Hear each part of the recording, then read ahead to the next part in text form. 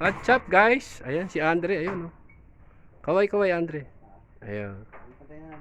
Ayan, kinakabit na namin yung panel. Te-testing kami kung okay para malaman kung paano gagawin dun sa surface pump. Kung ide-direct sa panel o dadaan sa baterya.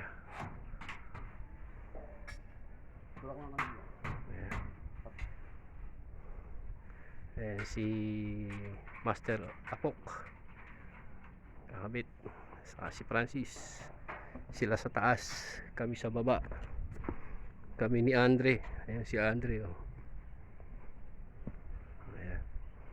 Tatlo pa lang na ikakabit namin, dalawa pa. Ayan.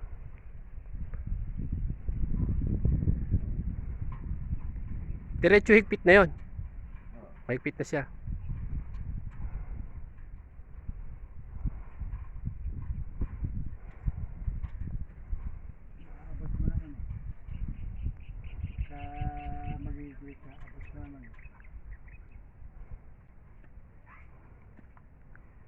Ayan.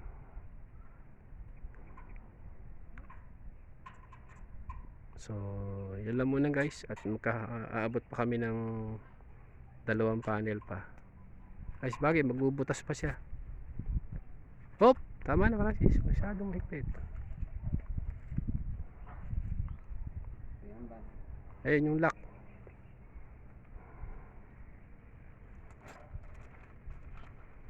Malapad yung salpakan niya kasi nga nilakihan ko tong box ng tubig.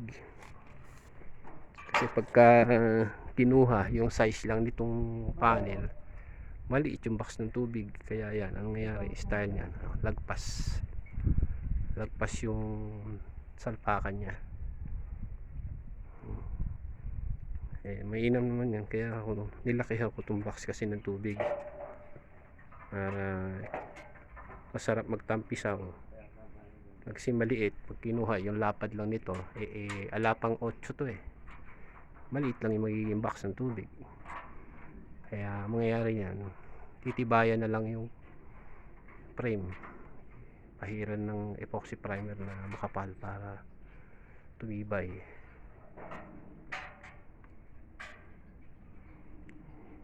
Ibenta ka na.